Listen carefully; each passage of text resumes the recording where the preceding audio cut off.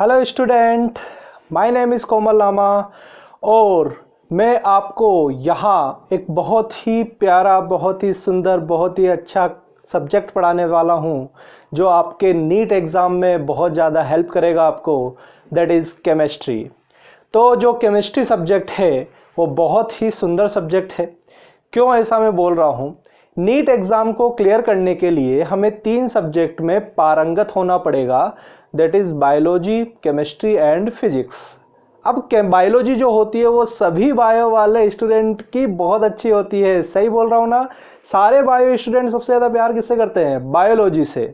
तो जो biology subject है उसको आप बहुत ज़्यादा प्यार करते हैं, सभी को अच्छे समझ में भी आता है और आप लोग बहुत अच्छा स्कोर भी करते हैं उसके अंदर। दूसरे नंबर पे प्रायोरिटी आती है आपकी केमिस्ट्री पे और थर्ड नंबर पे प्रायोरिटी जाती है फिजिक्स पे। तो मैं आपको बता दूं बच्चों कि जो फिजिक्स और केमिस्ट्री है वो दोनों उतने ही इम्पोर्टेंट हैं जितने आपके बायोलॉजी सब्जेक्ट होता है। तो केमिस्ट्री के बारे में अगर मैं बात करूं तो केमिस्ट्री एक ऐसा सब्जेक्ट है जो आपको जो आपकी रैंक है जो बहुत डाउन जाने वाली है उसको बहुत ऊपर लेके जा सकता है, क्योंकि केमिस्ट्री थोड़ा इजी भी है। देखो, दोनों में मैं डिफरेंस बताता हूँ। बायोलॉजी के अंदर अगर आपको चीज़ें याद है अच्छे से तो आप उसका टिक आंसर करके आ सकते हैं जो विद इन 2-3 सेकेंड 10 सेकेंड के अंदर हो जाएगा। फिजिक्स जो होती है उसमें कैलकुलेशन करनी पड़ती है और फिजिक्स जो होगी उसके अंदर आपको बहुत सारी चीज़ें जो होगी वहाँ पे फॉर्मूला भी याद करना पड़ेगा और बहुत सारी चीज़ें जो होगी वो आपको समझ में आनी चाहिए, तब जाके आप उस क्वेश्चन को सोल्व कर पाएंगे। तो इट कंज्यूम टाइम, तो वो थोड़ा सा टाइम जो होगा उसको कंज्यूम करता है, ठीक है। बट केमिस्ट्री एक ऐसा सब्जेक्ट है जो आपके सारी प्रॉब्लम्स का सॉल्यूशन है, क्योंकि बायोलॉजी के अंदर अगर आपको याद है तो सही होगा, नहीं याद है तो आपके वो नेगेटिव हो जाएगा। केमिस्ट्री के अंदर कुछ चीज़ें आपको याद भी करनी पड़ेगी और कुछ चीज़ें कॉन्सेप्चुअल है, पर मोस्ट ऑफ द पार्ट जो होगा वो कॉन्सेप्ट से होगा। और मैं आपको सबसे टफ पार्ट जो आपको अगर लगता होगा, सभी बच्चों को लगता है जहाँ तक जितना मुझे एक्सपीरियंस है उसके हिसाब से, ऑर्गेनिक केमिस्ट्री सबको टफ लगती है। तो ऑर्गेनिक केमिस्ट्री जो होगी उससे हम स्टार्ट करेंगे ताकि आपका सबसे जो टफ वाला पार्ट है वो कवर हो जाए और फिर उसके बाद हम नेक्स्ट इनऑर्गेनिक और फिजिकल पे जाएंगे। तो ऑर्गेनिक केमिस्ट्री को समझने के लिए बाकी जो भी केमिस्ट्री है उसमें आपको एक चीज़ याद रखनी है कि आपके पास ऑर्गेनिक और इनऑर्गेनिक के अंदर कम टाइम में आप ज़्यादा क्वेश्चंस कर सकते हैं, ठीक है। और लॉजिकली आए बात समझ में? कुछ क्वेश्चंस ऐसे होंगे एलिमिनेशन टेक्निक से हो जाएंगे, एलिमिनेट कर देंगे। एलिमिनेट का मतलब 4 में से 3 ऑप्शन गलत हो गए तो चौथा वाला सही हो जाएगा। पर बायो में ऐसा नहीं होगा। तो आपको उस हिसाब से यहाँ पे बायो और केमिस्ट्री को अगर कंपेयर करेंगे तो आपके केमिस्ट्री के अंदर क्वेश्चन जो होंगे वो ज़्यादा आपके सही होने के चांसेस हैं। प्रोबेबिलिटी बता रहा हूँ, बायो जिसको आती है उसके भी सही होंगे, बट मैं केमिस्ट्री के बारे में बात कर रहा हूँ। फिजिक्स से कंपेयर करूँ तो फिजिक्स के अंदर लेंदी कैलकुलेशन होती है, बट ऑर्गेनिक के अंदर ऐसा नहीं है। आपको अगर कॉन्सेप्ट पता है तो सही हो जाएगा और आपको नहीं पता तो वो सही नहीं होगा। तो कॉन्सेप्ट जो होगा उस अगर आपको पता है तो आप विद इन 50 सेकंड के अंदर या 30-40 सेकंड के अंदर भी सॉल्व कर सकते हैं। कुछ बच्चे जो बहुत ज़्यादा ब्रिलियंट है 10 सेकंड के अंदर भी वो क्वेश्चन सॉल्व कर सकते हैं। तो सभी चीज़ों को अगर मैं मिला के देखूँ तो आपकी केमिस्ट्री जो होगी आपकी रैंक को ऊपर ले जाने में बहुत ज़्यादा हेल्प करने वाली है। मैं बिल्कुल नहीं बोल रहा कि आपको बाकी सब्जेक्ट नहीं पढ़ने, बायोलॉजी, फिजिक्स, केमिस्ट्री सबको इक्वल वेटेज देना है, बट आपके ज़्यादा क्वेश्चन कहाँ से सही होंगे केवल उसके बारे में मैं आपको बता रहा था। तो जल्दी क्वेश्चन और ज़्यादा क्वेश्चन अगर आपको सही करने हैं तो आपकी केमिस्ट्री बहुत बढ़िया होनी चाहिए और उसके लिए मैं आपको सारे वीडियो अवेलेबल करवाऊँगा, वो भी बिल्कुल फ्री ऑफ कॉस्ट, ठीक है। तो आपके नीट के लिए जो कोचिंग होती है उसमें बहुत भारी भरकम फीस होती है, बट यहाँ पे आपको सारी जो वीडियोस है वो आपको बिल्कुल फ्री ऑफ कॉस्ट मिलने वाली है और सारी क्वालिटी वीडियो आपको यहाँ पे मिलेगी।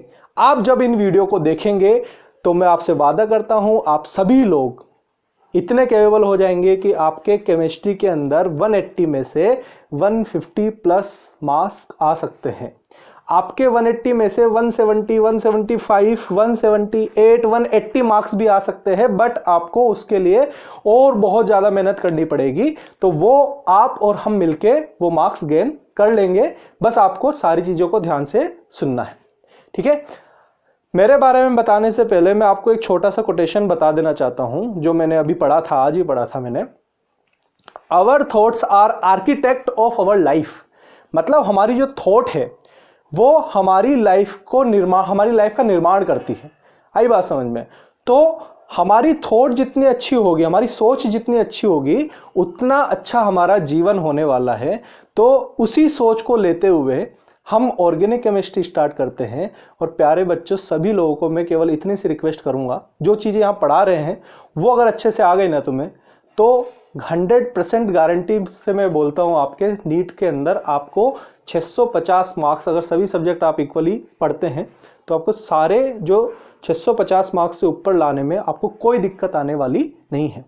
प्लीज़ लिसन केयरफुली, और जो भी चीज़ बताया जा रहा है उसको नोट कर लीजिए।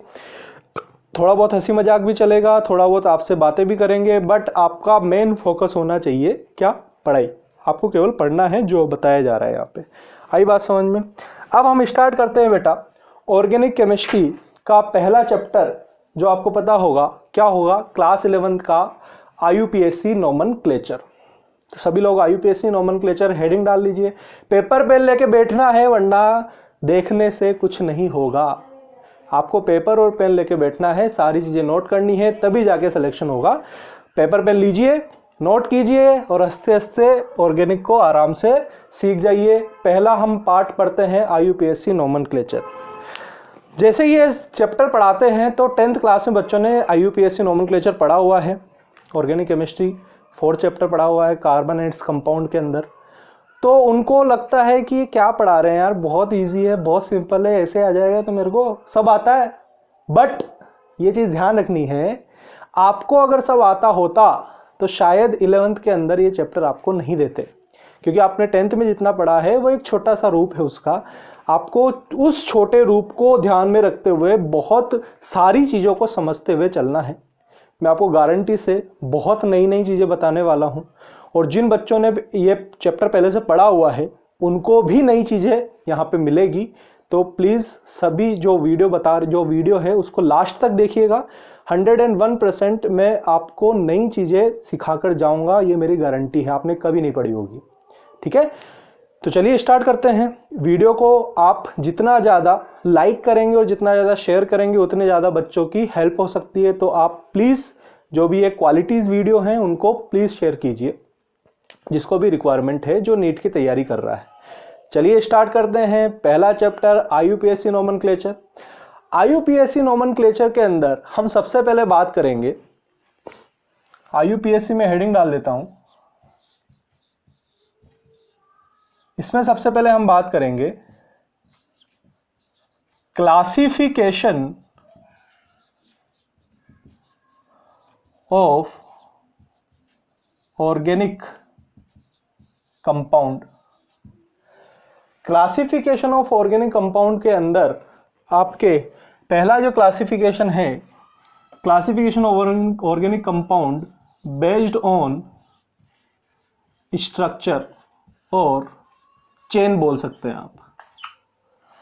तो स्ट्रक्चर और चेन के आधार पर क्या क्या क्लासिफिकेशन हो सकता है, पहला हम पढ़ रहे हैं इसमें। मैं यहाँ पे पहला क्लासिफिकेशन डाल देता हूँ। पहला जो होगा वो होगा एलिफेटिक। बहुत नाम सुना होगा आपने, एलिफेटिक सुना है? एलिफेटिक, या इसको क्या बोलते हैं, ओपन चेन कंपाउंड। क्या बोलते हैं? ओपन चेन कंपाउंड, या इसको बोला जाता है असाइक्लिक कंपाउंड।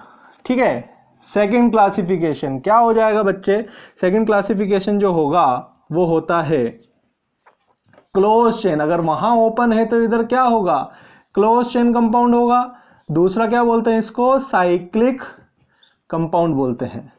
अब जो एलिफेटिक कंपाउंड है उसमें सबसे पहला वर्ड आया, मैंने आपको बताया था कि मैं नई चीज बताऊंगा तुम्हें। एलिफेटिक वर्ड जो है भैया, इसका मीनिंग क्या है? तो जो भी कंपाउंड फैटी एसिड से बने होंगे, कौन से एसिड से? फैटी एसिड से। ये आपको याद नहीं रखना है, केवल इंफॉर्मेशन के लिए बता रहा हूं। फैटी जो इंपॉर्टेंट होगा वहां पे मैं आपको बिल्कुल शांति से और उसको गौर करते हुए पढ़ाऊंगा, और मैं आपको बोल भी दूंगा कि ये इंपॉर्टेंट है। तो आपको केवल ये इंफॉर्मेशन याद रखनी है, फैटी एसिड से बने होते हैं। फेट का मीनिंग होता है एलिफर। फेट का मीनिंग क्या होता है? एलिफर। इसलिए इन कंपाउंड को क्या बोला जाता है? एलिफेटिक कंपाउंड भी बोला जाता है। तो कुछ कुछ इंफॉर्मेशन है, याद रहती है, ठीक है, नहीं रहती कोई बात नहीं, आगे बढ़ते। नेक्स्ट आपके एलिफेटिक कंपाउंड जो होंगे वो कितने टाइप के हैं? वो भैया हमारे दो टाइप के। कौन कौन से? कौन कौन से? सैचुरेटेड, और दूसरा कौन सा होता है? अनसैचुरेटेड। सारे बच्चे जो हैं ध्यान से समझ लीजिए, यहाँ पे आपको 12th नहीं नीट पढ़ाई जा रही है, और 12th हो या नीट हो तो बच्चे सारी चीज़ें लिख के नहीं बताएंगे, आपको कुछ चीज़ें नोट भी करनी पड़ेगी, इसलिए बोल रहा हूँ पेपर पेन लेके बैठो। तो सैचुरेटेड कंपाउंड हो सकते हैं, अनसैचुरेटेड कंपाउंड हो सकते हैं। क्लोज चेन कंपाउंड के अंदर दो होंगे, कौन कौन से? होमोसाइक्लिक, और दूसरा क्या होता है? हेट्रोसाइक्लिक। अब मैं आपको फर्स्ट लेक्चर है इसलिए मैं और थोड़ा सा बता देता हूं। जहां भी होमो वर्ड आ गया उसका मतलब होता है सेम, हेट्रो वर्ड होता है इसका मतलब क्या होता है? कहीं भी आ जाइए। हेट्रो मतलब होता है अलग अलग। होमोसाइक्लिक का मतलब एक ऐसे कंपाउंड जहां पे सारे के सारे जो एटम है वो क्या होंगे? कार्बन के होंगे। हेट्रो का मतलब कार्बन के अलावा दूसरे होंगे, सब डिटेल में पढ़ेंगे, अभी बस इसको समझते हुए चलिए। होमोसाइक्लिक के दो टाइप, कौन कौन सा? एलिसाइक्लिक, दूसरा एरोमेटिक। सारे नाम सुने सुने से लग रहे हैं। ये वाला भी कौन सा? मतलब इसका हो जाएगा होमोसाइक्लिक, एलिसाइक्लिक, होमो एलिसाइक्लिक कंपाउंड। ये हो जाएगा होमो एरोमेटिक कंपाउंड। ये हो जाएगा हेट्रो एलिसाइक्लिक कंपाउंड। ये हो जाएगा हेट्रो एरोमेटिक कंपाउंड। समझ में आ रहा होगा? तो इस दोनों के टाइप सेम का मतलब ये नहीं है सेम ही है। ये होमो एलिसाइक्लिक है, ये होमो aromatic. Hetero alicyclic, hetero aromatic होता है। क्या बात समझ में आई? ये इतना सा इसका क्लासिफिकेशन है, छोटा सा प्यारा सा। ठीक है, अब इस छोटे से क्लासिफिकेशन को हम विस्तार से पढ़ेंगे, बहुत ज़्यादा डिटेल में पढ़ेंगे। तो आ जाओ सभी लोग, ध्यान से सुनिए क्या पढ़ाने जा रहे हैं। ठीक है, एलिफेटिक का मतलब समझ में आ गया, जो फैटी एसिड से बनते हैं, और फैट को क्या बोला जाता है? एलिफर। इस वजह से इसका नाम क्या पड़ गया? एलिफेटिक कंपाउंड पड़ गया। समझा बच्चा? देखो इधर आ जाओ। पहला होगा ओपन चेन या एलिफेटिक कंपाउंड। अब ओपन चेन कंपाउंड जो होंगे उन कंपाउंड कैसे हो सकते हैं? ब्रांच और अनब्रांच्ड। ब्रांच का मतलब और अनब्रांच का मतलब समझ में आता है क्या? ये कार्बन की लंबी चेन चल रही है बिना ब्रांच की, ये कार्बन की चेन चली बट यहाँ ब्रांच लग गई, तो ये ब्रांच वाले कंपाउंड हो गए। इतना तो सबको पता है, 9th 10th में सब बता देते हैं आपको। ठीक है, अब इसके अंदर आपने पढ़ा था कौन कौन से कंपाउंड होते हैं? Saturated compound. सैचुरेटेड कंपाउंड का मतलब होता है एक ऐसे कार्बन कंपाउंड जिसमें सारे के सारे बॉन्ड कैसे हो? Single bond. सारे कार्बन किससे जुड़े हुए हों? सिंगल बॉन्ड से जुड़े हुए हों। उनको क्या बोलते हैं? आपके सैचुरेटेड कंपाउंड बोलते हैं। उनके एग्जाम्पल मैंने यहाँ पे लिख दिए हैं। दूसरा क्या होता है? दूसरा होता है अनसैचुरेटेड कंपाउंड। अनसैचुरेटेड कंपाउंड के अंदर क्या होगा? या तो डबल बॉन्ड होगा या ट्रिपल बॉन्ड होगा, जैसे कि सी डबल बॉन्ड सी, या सी सी सी सी सी। ये कर लो, ये ट्रिपल बॉन्ड आ गया, ये क्या आ गया? डबल बॉन्ड आ गया। समझा क्या? तो क्या यहाँ पे हम ये बोल सकते हैं कि अनसैचुरेटेड कंपाउंड ऐसे कंपाउंड होंगे जहां डबल बॉन्ड या ट्रिपल बॉन्ड होता है, और सैचुरेटेड ऐसे कंपाउंड होंगे जहां पे सिंगल बॉन्ड होता है। वहां डबल बॉन्ड आ गया तो वो अनसैचुरेटेड में कन्वर्ट हो जाएगा।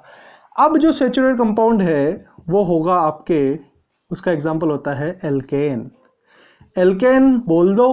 एल्केन के अंदर भी सारे बॉन्ड कैसे होते हैं? Saturated compound. ये भी एल्केन है, ये भी एल्केन है। तो आपके पास एल्केन मतलब सैचुरेटेड कंपाउंड, मतलब सिंगल बॉन्ड। एल्केन को और क्या बोला जाता है, ये बात ध्यान रखनी है। पैराफिन क्या बोला जाता है? और हाँ, सवाल पूछ लेते हैं। पैराफिन बताइए कि पैराफिन क्या होते हैं? एल्केन ही पैराफिन है, सिंगल बॉन्ड वाले ही पैराफिन है।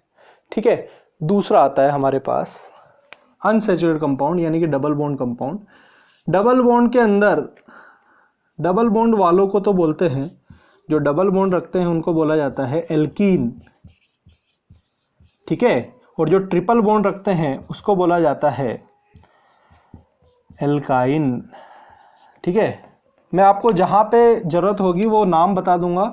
इसको एक और नाम से जानते हैं, ओलेफिन। अब ओलेफिन इसलिए बोलते हैं क्योंकि ये ऑयली कंपाउंड जो होंगे उसमें डबल बॉन्ड होता है, इसलिए इसको ओलेफिन बोल दिया, ज़्यादा कुछ लॉजिक नहीं है। तो एल्कीन को, अब ऐसा मत बोलना कि एल्काइन होगा, कुछ नहीं, बस ये ध्यान रखना है आपको, एल्केन को तो पैराफिन बोलते हैं, एल्कीन को ओलेफिन बोलते हैं। समझ में आ गया? समझ में आ गया बात आपको? तो जो सैचुरेटेड और अनसैचुरेटेड कंपाउंड है उनके एग्जाम्पल मैंने आपको बता दिए छोटे छोटे से, ठीक है, लल्लू लल्लू एग्जाम्पल। अब आपको नए पॉइंट क्या बताया, पैराफिन क्या होता है, एल्केन, ओलेफिन क्या होता है, एल्कीन, ये ध्यान रखना है, ठीक है, यही यहाँ पे आपको ध्यान रखना है। अब नेक्स्ट हम बात करते हैं, इसी के अंदर अभी चल रहे हैं हम, ठीक है, जो आपको बहुत बहुत गौर से सुनना है, बहुत ध्यान से समझना है कि ओलेफिनिक बॉन्ड किसको कहते हैं। और एक और आएगा यहाँ पे, कौन सा वाला आएगा, एसेटिलिनिक बॉन्ड। समझे? देखना बेटा इधर, यहां अगर मेरे पास ये ऐसा कंपाउंड है,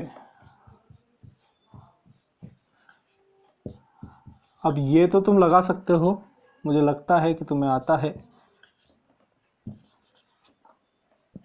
1 2 3 4 हो गए यहाँ पे, 1 2 3 4, ये CH3, ठीक है। ओलेफिनिक बॉन्ड किसको बोलते हैं, इसको, और एसेटिलिनिक बॉन्ड किसको बोलते हैं, इसको। मतलब डबल बॉन्ड किसके बीच में, कार्बन कार्बन के बीच में क्या कहलाता है, ओलेफिनिक बॉन्ड, क्योंकि ओलेफिन किसको बोला जाता है, एल्कीन को बोला जाता है। तो ओलेफिनिक बॉन्ड कहाँ आएगा, C डबल बॉन्ड C में। एसेटिलिनिक बॉन्ड, भाई इसको है ना एसेटिलीन बोलते हैं, CH ट्रिपल बॉन्ड CH को एसेटिलीन बोलते हैं, इसलिए C ट्रिपल बॉन्ड C को क्या बोला जाता है, एसेटिलिनिक बॉन्ड कहा जाता है। तो एसेटिलिनिक बॉन्ड मतलब C ट्रिपल बॉन्ड C, और ओलेफिनिक बॉन्ड मतलब C डबल बॉन्ड C। बोला था ना नई बात बताऊंगा, ये नई बात है, ये ध्यान रखनी है आपको, ठीक है। तो ओलेफिनिक बॉन्ड बोले या एसेटिलिनिक बॉन्ड बोले तो आपको ये चीज ध्यान रखनी है। चलो, अब ज्यादा मैं आपका टाइम खराब नहीं करते हुए क्वेश्चंस पे आ जाता हूं कि क्वेश्चंस किस टाइप के पूछे जाते हैं इसके अंदर। हाँ, ये क्वेश्चन आपके आए हुए हैं, पूछ सकता है ऐसे, find out the total number of sigma pi double bond triple bond olefinic bond and acetylenic bond, ठीक है। अब यहाँ पे जो बच्चे बिल्कुल नए हैं, जिनको कुछ भी नहीं पता, सिग्मा बॉन्ड का मतलब होता है बेटा सिंगल बॉन्ड, सिंगल बॉन्ड होते हैं, ठीक है, जैसे C यहाँ पे ये वाला सिंगल बॉन्ड है, तो इन्हीं को क्या बोलते हैं हम, सिग्मा बॉन्ड बोलते हैं, ठीक है।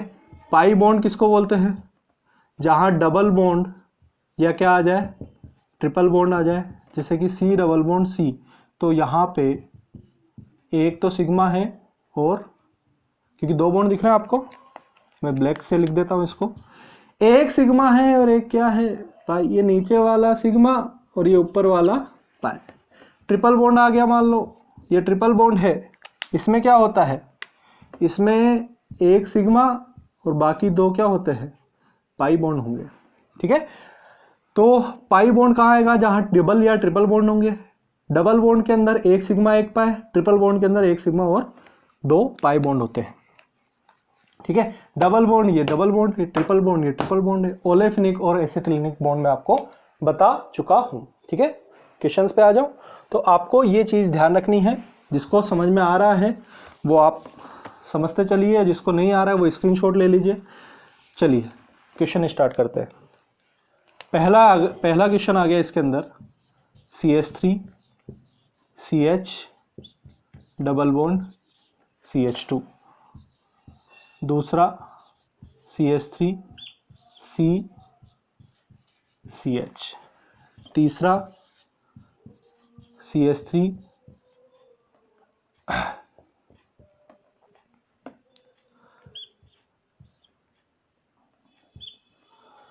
यहाँ कितने आ जाएगा 1 2 3 4 CH CH2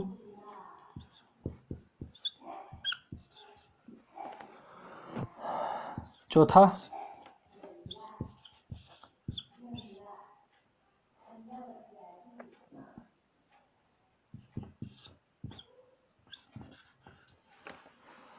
पांचवा CH3 C triple bond C CH2 C triple bond N। ठीक है, चलो इन पांचों सवाल को अपन करते हैं। आप एक बार वीडियो को पॉज कीजिए और ट्राई कीजिए इन सबको करने का। ठीक, मैं आपको इसका सॉल्यूशन बता देता हूँ। फर्स्ट वाला जो क्वेश्चन होगा उसके अंदर क्या है, C डबल बॉन्ड C है। ठीक है, तो यहाँ मैं आपको total number of sigma bond बोल रहा है बेटा, तो टोटल नंबर में ये वाले भी जुड़ेंगे, तो 3 सिग्मा, तो ये 1 सिग्मा ये हो गया, तो 3 + 1 4, एक हाइड्रोजन से बनाएगा 5। भाई देख लो इसमें 1 2 3 4, तो ये एक हाइड्रोजन ये हो गया। ये वाला भी सिग्मा होता है क्या, बिल्कुल होता है, तो ये एक भी जुड़ जाएगा। यहाँ कितने आएंगे 2 हाइड्रोजन, तो ये 2 जुड़ जाएंगे। कितने हो गए 3 4 5 6 7 8, कितने हो गए सिग्मा 8। पाई बॉन्ड की बात करते हैं। पाई बॉन्ड जो होंगे वो कितने हैं यहाँ पे, 1 सिग्मा और 1 पाई, तो कितने हो गए पाई 1 हो गया। डबल बॉन्ड 1 होगा। ओलेफिनिक बॉन्ड भी 1 होगा। क्या ट्रिपल बॉन्ड है, नहीं है, तो आपके ट्रिपल बॉन्ड 0, एसिटिलिनिक बॉन्ड भी 0। इसमें आ जाओ, सिग्मा बॉन्ड कितने हैं, यहाँ 3 तो सिग्मा ये, 1 सिग्मा ये, 1 सिग्मा ये, 1 सिग्मा ये, 3 4 5 6 सिग्मा हो गए, तो सिग्मा बॉन्ड तो हो गए 6। पाई बॉन्ड कितने हो गए, ये सिग्मा और बाकी 2 पाई, तो 2 पाई बॉन्ड हो गए। ओलेफिनिक डबल बॉन्ड कितने, 0। ट्रिपल बॉन्ड कितना, ट्रिपल बॉन्ड है 1। ओलेफिनिक बॉन्ड कितने, 0। एसिटिलिनिक बॉन्ड कितना हो गया 1। क्या समझ में आया, जितने ट्रिपल बॉन्ड हैं उतने ही क्या हो गए यहाँ पे एसिटिलिनिक बॉन्ड हो गए। इस पे आ जाओ, इस कार्बन में सिग्मा 3 तो यहाँ से, एक ये वाला, ये देखो 1 2 3 4 वैलेंसी पूरी हो रही है इसकी, तो एक हाइड्रोजन के साथ बनाएगा। 1 सिग्मा ये रहता ही है, 1 सिग्मा ये वाला, एक हाइड्रोजन के साथ वाला, फिर 2 हाइड्रोजन के साथ ये वाला आपके क्या हो जाएगा 1 2 3, ये 3, इनको जोड़ लीजिएगा, ये सिग्मा हो जाएंगे। पाई बॉन्ड कौन सा हो गया, एक पाई बॉन्ड यहाँ है और एक पाई बॉन्ड यहाँ पे है, तो पाई बॉन्ड कितने हो गए 2। ओलेफिनिक बॉन्ड, ट्रिपल बॉन्ड तो है ही नहीं यहाँ पे, एसिटिलिनिक बॉन्ड भी नहीं होगा, ट्रिपल बॉन्ड नहीं है, तो ओलेफिनिक बॉन्ड कितने हैं, ओलेफिनिक बॉन्ड जो है वो आपके पहले डबल बॉन्ड कितने हैं, डबल बॉन्ड एक ये वाला एक ये वाला, तो डबल बॉन्ड कितने हो गए 2। ओलेफिनिक बॉन्ड कितने हो गए 2, ओलेफिनिक बॉन्ड कितने हो गए 2, गलत। यही तो है, यही तो ध्यान रखना है तुम्हें, ओलेफिनिक बॉन्ड होंगे यहाँ पे 1। क्यों, सी डबल बॉन्ड सी को ही हम ओलेफिनिक बॉन्ड बोलते हैं। ओलेफिन्स किसको बोलते हैं, एल्कीन को, और एल्कीन के अंदर जो सी डबल बॉन्ड सी होगा उसी बॉन्ड के लिए मैंने क्या बताया आपको, उसको ओलेफिनिक बॉन्ड बोलते हैं। बट यहाँ पे सी डबल बॉन्ड ओ है, तो सी डबल बॉन्ड ओ के लिए थोड़ी बोला था कि उसको ओलेफिनिक बोलेंगे, तो ओलेफिनिक बॉन्ड कितने हैं यहाँ पे 1। ये पॉइंट आपको ध्यान रखना है यहाँ इस क्वेश्चन के अंदर, इसीलिए ये 4-5 क्वेश्चन करा रहा हूं मैं आपको। यहां देखो, आ जाओ, सिग्मा काउंट कर लोगे क्या, पाई बॉन्ड कितने हो गए 1, और इसके बाद में पाई के बाद क्या हो जाएगा डबल बॉन्ड 1, डबल बॉन्ड के बाद में ओलेफिनिक बॉन्ड तो है ही नहीं, 0 है। क्यों, क्योंकि सी डबल बॉन्ड ओ है, सी डबल बॉन्ड सी होता तो ओलेफिनिक बॉन्ड होता। इस पे आ जाओ, बाकी सिग्मा बॉन्ड काउंट कर ही लोगे तुम लोग, एक्सपर्ट हो चुके हो अब तो। ये क्या है, कर लोगे ना। ये वाला क्या है, पाई, पाई के अंदर ये वाले पाई बॉन्ड 2 है, 2 तो यहाँ से, और ये वाले भी क्या है, पाई बॉन्ड है, तो 2 यहाँ से, टोटल कितने हो गए 4। डबल बॉन्ड कितने हैं, 0, तो लिखने की जरूरत नहीं है। ट्रिपल बॉन्ड, ट्रिपल बॉन्ड कितने हैं, 1 और 1, 2 ही हैं, 4 नहीं है। ट्रिपल बॉन्ड कितने हो गए, 2। और एसेटिलेनिक बॉन्ड कितने हो गए यहाँ पे, एक ये वाला। और ये वाला काउंट करोगे क्या, नहीं करेंगे, क्योंकि सी ट्रिपल बॉन्ड सी होना चाहिए, सी ट्रिपल बॉन्ड एन नहीं होना चाहिए। क्या समझ में आई बात आपको। तो ये मैं आपको यहाँ पे जितने भी मैंने क्वेश्चंस कराए हैं उसको एक बार फिर से देखिएगा, बस इसी क्वेश्चंस को देख लीजिएगा, इसमें से आपके सवाल आने की संभावना है। बाकी जो आपके पोर्शन था वो थ्योरी पार्ट था, और वो समझना भी जरूरी है क्योंकि आगे काम आएगा वो। आगे आप ऑर्गेनिक केमिस्ट्री पूरी लिंक है, सारे चैप्टर लिंक होते हैं, तो आपको आगे वो काम आएंगे जो वर्ड मैंने अभी बोले हैं। ठीक है, तो उन चीज़ों को समझते हुए और ये क्वेश्चन को एक बार फिर से करते हुए हम नेक्स्ट क्लास के अंदर आपको और अच्छी नई और इंफॉर्मेटिव चीज़ें बताने वाले हैं। सारी वीडियो को सारी जो वीडियो मैं बता रहा हूँ उनको सभी लोग आप देखें, अपने दोस्तों के साथ शेयर करें, जो भी क्लास 11th में है या जो भी नीट की तैयारी कर रहा है उन बच्चों को ये दें। क्लास 11th वालों के लिए भी बेनिफिशियरी है ये लेक्चर। और आप लोगों को मैं विश्वास दिलाता हूँ, सभी लोग, आप और हम मिलके नीट का एग्ज़ाम क्रैक करेंगे, 650 के ऊपर मार्क्स लेके आ सकते हैं। तो इसी आशा के साथ कि सभी लोग स्वस्थ होंगे, खुश होंगे, आपको मैं नमस्कार करता हूं और विदा लेता हूं। Thank you.